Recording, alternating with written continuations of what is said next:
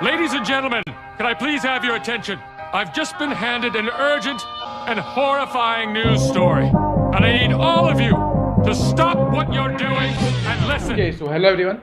तो 26 मार्च 2021 सुबह के बजे थे 11:30 और मैं जब अपना फ़ोन चला रहा था तो मुझे GCKey में मेल आती है कि your application was approved, you need to send us your valid passport to finalise your application. इसका मतलब क्या है? इसका मतलब है PPR। तो इस वीडियो में मैं बताऊंगा कि मेरा स्टडी वीज़ा एक्सपीरियंस कैसा रहा और PPR आने से पहले मैंने कौन कौन से स्टेप्स फॉलो किए और PPR आने के बाद मैंने कौन कौन से स्टेप्स फॉलो किए जिससे कि मेरे पासपोर्ट में वीज़ा स्टैंप लग के आ गई। तो this video is gonna be for that international students जिन्होंने अभी भी अपना IELTS का एग्ज़ाम दे दिया है और बस देख रहे हैं कि इसके आगे का प्रोसेस क्या होता है जिससे कि उनकी भी PPR आ सके, उनका भी वीज़ा स्टैंप हो सके।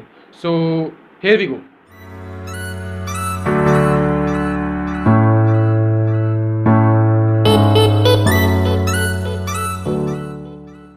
हाँ जी, तो अगर आपने कनाडा जाने का मन बना ही लिया है तो आपको सबसे पहले एग्जाम देना होगा जो कि है IELTS, international English language testing system. इस टेस्ट की मैंने सेपरेट वीडियो बना रखी है मेरे चैनल में, तो मैं उसका लिंक नीचे डिस्क्रिप्शन में डाल दूंगा, काइंडली चेक इट। आप उसको IDP या ब्रिटिश काउंसिल से भी बुक करा सकते हैं, ये आपकी मर्जी है। और आपको इस स्टेप में, ये जो फर्स्ट स्टेप है, इसमें आपको कम से कम 14 से 15 हज़ार रुपये लग जाएंगे अपने IELTS का टेस्ट बुक कराने में। और अगर आपने कोचिंग लेनी है तो आप एक्स्ट्रा मान के चलिए कि 6 से 7 हज़ार रुपये पर मंथ आपको लग जाएंगे फॉर इट्स कोचिंग। तो जब आप एग्जाम दे देते हैं IELTS का तो आपको उसके 13 डेज बाद आपके जो रिजल्ट है आपके सामने होता है, जिससे कि आप गेस कर सकते हैं कि आप यूनिवर्सिटी में जाने के एलिजिबल हैं या कॉलेज में जाने के एलिजिबल हैं। हाँ जी, तो जब आपने first and most important step clear कर लिया तो अब आपकी बारी आती है कि आप एजेंट को सिलेक्ट करें वाइजली। इसके लिए सिंपल सा एक फंडा मैं बता देता हूँ कि आप गूगल में जस्ट टाइप करें Canada immigration consultants in your area. आप कोई भी एरिया को, जैसे मैं पंजाब का हूँ तो मैंने पंजाब का एरिया चूज़ करके, मेरे को गूगल्स में बहुत सारे टाइप्स के एजेंट मिल जाएंगे जिनकी स्टार रेटिंग्स भी होंगी, लाइक 4.5 या 5 स्टार्स, इन सब की रेटिंग होगी।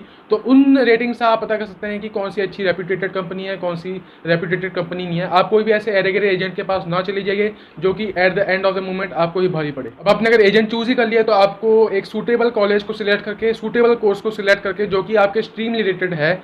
मैं इसलिए बोल रहा हूँ कि स्ट्रीम रिलेटेड हो क्योंकि बाद में अगर आपका इरेलीवेंट कोर्स पाया गया तो आपको शायद से रिजेक्शन भी मिल सकती है, इसलिए आप रिस्क में ना ही चलें। तो आप अपना कॉलेज एंड कोर्स सिलेक्ट करके एजेंट के थ्रू कॉलेज से या यूनिवर्सिटी से ऑफर लेटर मंगवाएं। अब कॉलेज का जो ऑफर लेटर का टाइम लैग है वो तो 1 वीक से लेकर 3 वीक के अंदर अंदर आ जाते हैं उनके ऑफर लेटर्स। जो यूनिवर्सिटीज़ हैं उनके ऑफर लेटर आने में थोड़ा टाइम लगता है, जो कि 2 मंथ से लेकर 3 मंथ भी चले जाता है मैक्सिमम। मैं सजेस्ट करूँगा कि आप एक कॉलेज के भरोसे ना ही बैठें, आप 2 से 3 कॉलेजेस में कम से कम अप्लाई कर दें, जिससे कि आपका जो ऑफर लेटर आने का जो परसेंटेज है, प्रोबेबिलिटी है, वो बढ़ जाए। अगर हम मान के चलते हैं कि आपने 3 कॉलेजेस में अप्लाई किया है और एक कॉलेज की एप्लीकेशन फीस है 95 to 100 कैनेडियन डॉलर्स, तो आपके इस स्टेप में कुछ 17 से 18 हज़ार रुपये इन्वेस्ट हो जाएंगे। इस चीज़ को मैं वेस्ट ऑफ मनी नहीं कहता, क्योंकि आप जहाँ पे 15 से 20 लाख रुपए का इन्वेस्टमेंट कर ही रहे हो जाने की, तो आप ये 15 से जो 20 हज़ार रुपये हैं ये भी आप इन्हीं के बीच में जोड़ दोगे तो सही रहेगा। ये आपको अभी नहीं पता चलेगा, आपको ये लॉन्ग टर्म में जाकर पता चलेगा कि आपको कितना यूज़फुल रहा है।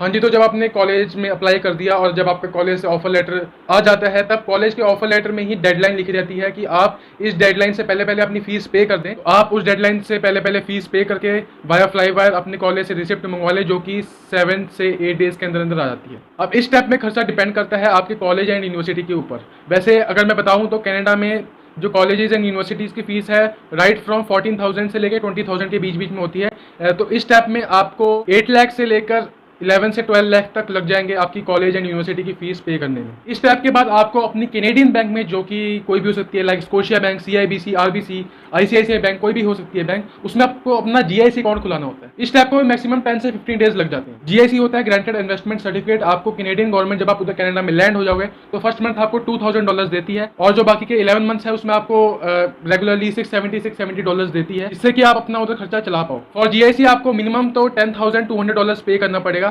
जो CIBC बैंक है वो $10,000 ही लेती है, स्कोशिया बैंक है वो $200 एक्स्ट्रा ले लेती है, अपनी कुछ चार्जेस ले लेती है एक्स्ट्रा, पर आपकी मर्जी, आप CIBC में कराओ या स्कोशिया में कराओ। तो अगर हम लोग इस स्टेप को भी देखते हैं तो इसमें $10,000 लग जाते हैं मिनिमम, जो कि आपके कुछ बनते हैं 6 to 6.5 लाख रुपीज़। हाँ जी, तो जब आपने अपनी GIC पेमेंट कर दी और आपको अपनी GIC की जो रिसिप्ट है वो अपने बैंक से आ जाती है, तब आपका नेक्स्ट स्टेप है कि आप अपने एजेंट को कॉल करके अपनी मेडिकल की जो डेट है वो बुक कराएं। अब मैंने जो मेडिकल की वीडियो है वो इस चैनल में अपलोड कर रखी है, जो कि 1 महीने पहले अपलोड की था, आपको दिख रही होगी यहाँ पे। तो इस वीडियो का लिंक मैंने नीचे डिस्क्रिप्शन में डाल दिया है, तो kindly check it if you have query related to medical. तो मेरा जो मेडिकल है वो SPS हॉस्पिटल लुधियाना में हुआ था। पंजाब में 2 जगह होता है, चंडीगढ़ और लुधियाना में। तो इस स्टेप में आपको 4 से 4,500 रुपये लग जाते हैं फॉर योर मेडिकल। मेडिकल में घबराने की इतनी ज़्यादा ज़रूरत नहीं है। आपको जो रिजल्ट है हॉस्पिटल वाले आपको नहीं देते हैं, वो सीधा ही एम्बेसी में अपलोड करते हैं। आपको बस जो स्टैम्प्ड इनवॉइस होती है अपने साथ उसको कैरी करके अपनी जो एक सेपरेट जो आपने फाइल बनाई है उसमें सेफली रख देना है। That's it. तो जब आपका मेडिकल हो जाता है तब आपको सिंपली नेक्स्ट डे एजेंट के पास अपनी 10th क्लास की, 12th क्लास की DMC और IELTS का TRF जो आपकी मेडिकल की स्लिप होती है वो, और आपने अगर ग्रेजुएशन कर रखी है उसके सर्टिफिकेट्स जो कि नोटरी अटेस्टेड हों, इन सब सर्टिफिकेट्स को आपको अपने एजेंट के पास सबमिट करना होता है। तो एजेंट इन सब सर्टिफिकेट्स को स्कैन करके आइदर आपकी ऑनलाइन या ऑफलाइन फाइल लगा के आपकी जो फाइल है लॉन्च कर सकता है, और आपकी जो GC की है वो बना देगा। फाइल लॉन्च करने के लिए भी आपको जो इस स्टेप में काफ़ी पैसे खर्च करने पड़ेंगे, जो कि हैं $235 कैनेडियन डॉलर्स। तो अगर आप इसको कन्वर्ट करते हो इंडियन करेंसी में तो आपके 15,000 से 16,000 रुपये खर्च हो जाएंगे। एंड 235 कैनेडियन डॉलर्स में 150 कैनेडियन डॉलर्स आपकी जो फीस है वो लगती है, जो कि वीज़ा फीस होती है, और जो बचे 85 कैनेडियन डॉलर्स हैं वो आपकी बायोमेट्रिक्स फीस लगती है। जब एजेंट ने आपकी फाइल लॉन्च कर दी तब आपको जो रजिस्टर्ड ईमेल है उसमें आपको मेल आती है डू नॉट रिप्लाई की। इस मेल से आप ये पता कर सकते हैं कि आपकी जो फाइल है वो लॉन्च हो गई है, और इस मेल में आपको GC की जो लिंक है वो प्रोवाइडेड होती है। हाँ जी, तो जब आपने अपनी जो फाइल है वो लॉन्च कर दी और अगर आपको डू नॉट रिप्लाई का मैसेज आ भी जाता है, तब इस मैसेज के बाद आपको 1 से 2 हफ्ते के बीच में आपकी जो बायोमेट्रिक्स है वो होनी होती है। तो उसकी डेट आपको फाइल लगाने के 2 से 3 दिन बाद ही आ जाती है कि आपका जो बायोमेट्रिक्स है वो कब हो रहा है। जैसे कि मैंने अपनी जो फाइल है वो 26 फरवरी को लगाई थी, और मेरा जो बायोमेट्रिक्स है वो विदिन 1.5 वीक में आ गया था, जो कि 8 मार्च को मेरा जो बायोमेट्रिक्स है वो हुई थी। हाँ जी, तो जब आपने बायोमेट्रिक्स अपना दे दिया BFS ऑफिस में जाके, जो कि मैक्सिमम 30 से 40 मिनट्स का स्टेप होता है, उसके बाद आपको जो 2 स्लिप्स हैं वो मिल जाएंगी और आप अपने साथ उसको रख लीजिए अपनी फाइल में। तो आपको बायोमेट्रिक्स के बाद अब करनी है बस वेट, आप जितनी कर सकते हैं। आप 1 महीने के लिए वेट करें, 2 महीने के लिए वेट करें, 3 महीने के लिए वेट करें। आपकी जब तक नेक्स्ट डू नॉट रिप्लाई का मैसेज नहीं आया था तब तक आपको वेट करनी है। जिनके पास GC की का पासवर्ड है उनको तो पता चल जाएगा कि उनकी PPR या जो फाइनल डिसीजन है वो आ गया है। जिनके पास GC की का पासवर्ड नहीं है तो वो अपने एजेंट से काइंडली रेफर करें और बोलें कि उनको डू नॉट रिप्लाई का मैसेज आ गया है। अब आप अपने एजेंट से पूछ लें कि what is that, either it is refusal और इट्स PPR। और अगर आपकी PPR आ जाती है then congratulation to each and everybody. जैसे कि मेरी PPR आ गई थी 26 मार्च 2021 को, और जो मैंने फाइल लगाई थी वो लगाई थी 26 फरवरी 2021 को, मतलब 28 डेज में मेरी PPR आ गई थी। अब आपकी जो पासपोर्ट रिक्वेस्ट है अगर आ जाती है तो वीज़ा स्टैंपिंग के लिए आपको CBSE चंडीगढ़ को अपनी जो पासपोर्ट है वो पोस्ट करानी होती है। उसके लिए जो फर्स्ट स्टेप आपको अपनाना होता है वो है वेब फॉर्म फिल करना। आपको इस टाइप का आपको अपनी स्क्रीन में वेब फॉर्म दिख रहा होगा, आपको जस्ट उसको फिल करना है। इस वेब फॉर्म का जो लिंक है वो मैं नीचे डिस्क्रिप्शन में डाल दूंगा।